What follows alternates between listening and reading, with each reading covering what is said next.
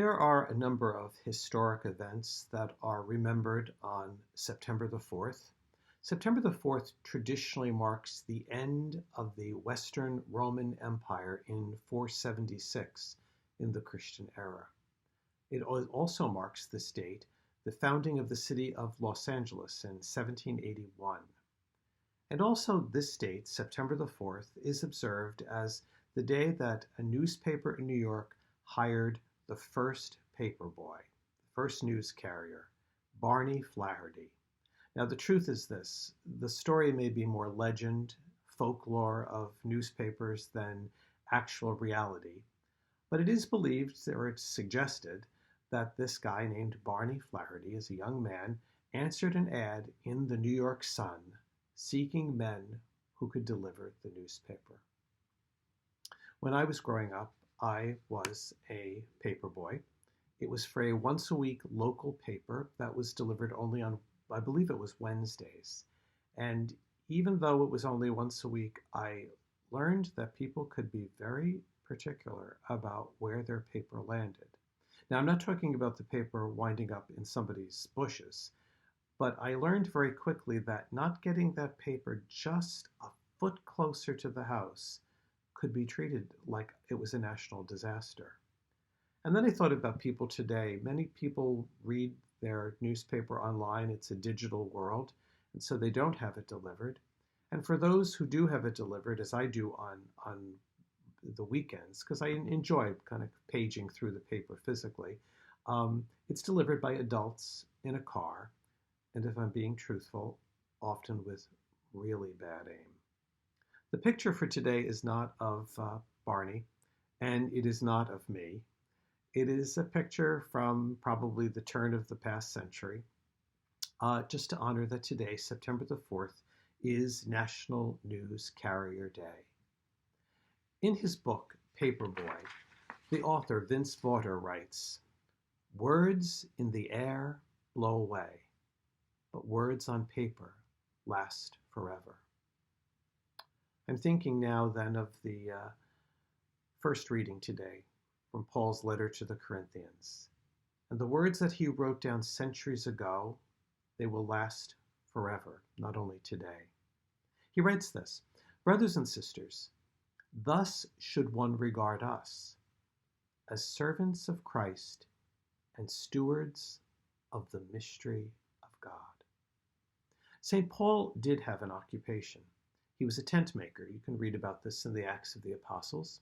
It is also believed that in whatever town he visited, he often sought work as a tent maker so that he could pay his own way, so he could provide for his own personal needs as he preached the gospel. But no matter what he did, no matter where he went, he always saw as his primary work, his identity of being a servant of Christ and a steward of God's mysteries. And he saw this not only for himself, he saw this as the work of everyone who is a baptized Christian, servants of Christ, stewards of the mysteries of God. So that means we bring that identity, that self-understanding wherever we go. We bring it to work, we bring it to school, we bring it to the supermarket, we bring it to the bank, wherever we go. We bring that identity, the work of being a servant and a steward. And it doesn't mean that you take out the Bible and start preaching in any of those places. But it is in those places that your kindness, your fairness, your mercy, your forgiveness, your concerns about justice, your work for reconciliation and peace, those must be evident. And the truth is this, that often it will not ever be by saying something religious or bringing up a theological topic. It is simply by the words that you choose at work, at school, at home, in the store. Your choices each day, they must reveal to others the presence of Christ and the servant who is standing in front of them at that moment.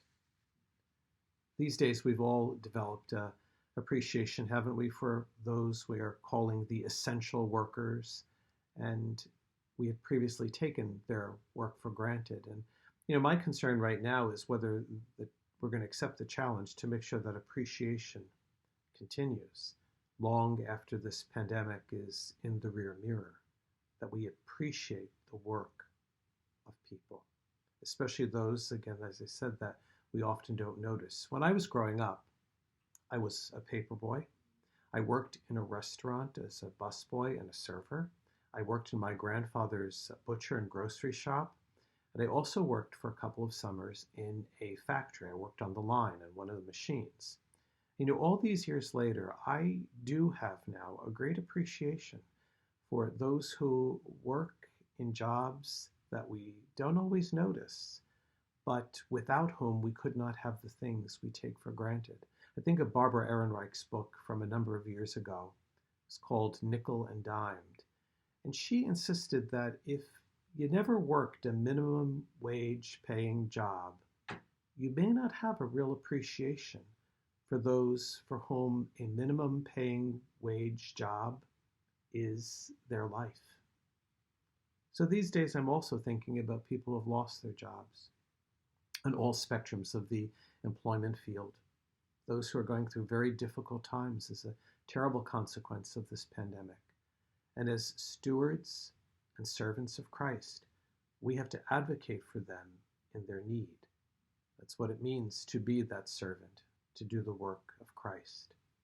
We're now coming up upon Labor Day, which is often seen as the traditional end of the summer season, although this year I don't feel like the summer season really ever started. Labor Day also marks sort of that beginning of the fall, the return to school, although this year it's a kind of a different return to school. But it's also the beginning of sports in the fall and many of the activities that were on hiatus during the summer. But what we can never forget is that Labor Day did not start as a 3 or 4 day weekend. It started as an observance for the rights of workers, and especially in a time, a century ago or more, when laborers and factories and in the fields were not appreciated. They worked under very difficult situations. Their rights were not protected. So often on the first Monday of September, people would gather at picnics to hear people talk about the situations for laborers and workers and to rally people to really work for their rights. And then when it slowly became a holiday, it was not first national, it was state by state. And in states where it was not a holiday, workers were encouraged to strike for their rights. Today we realize that there is never a day off, there's never a vacation from our work as being servants of Christ and stewards of the mystery of God. The great American Catholic author and activist who is now on the path to sainthood, the servant of God, Dorothy Day, she worked in the 20th century for the rights of workers, for a better life for the poor, for an end to hunger and bigotry. She believed that this was truly the message of what it meant to be a Catholic, the work of being a Catholic. Now, she also said that the work of faith is not always doing big things. Sometimes it's simply acknowledging the work, the hard work, and the sacrifice of those who are laborers and workers and who make our lives better. So maybe this weekend, when you are in the store, or you're getting gas, or somebody's delivering something to your house, maybe even the paper, you might take a moment and really stop and thank them for their work. Perhaps on Labor Day, if you're in the store, or you're seeing somebody who's working, you might just stop and say, thank you for working today on a holiday. I appreciate what you're doing and how you're helping me today. Dorothy Day once wrote this: people say, what is the sense of our small effort? They cannot see that we must lay one brick at a time, one step at a time. A pebble cast into a pond causes ripples that spread in all directions. Each one of our thoughts, words, and deeds is like that. No one, she writes, has the right to sit down and feel hopeless. There's too much work to do. As we move into now this next chapter of 2020, which has been just a very challenging year, may we listen for the presence of Jesus. And may we all agree right at this moment, this is not a time to feel hopeless. Because for those who are the servants of Christ and the stewards of God's mysteries, there is still much work to do.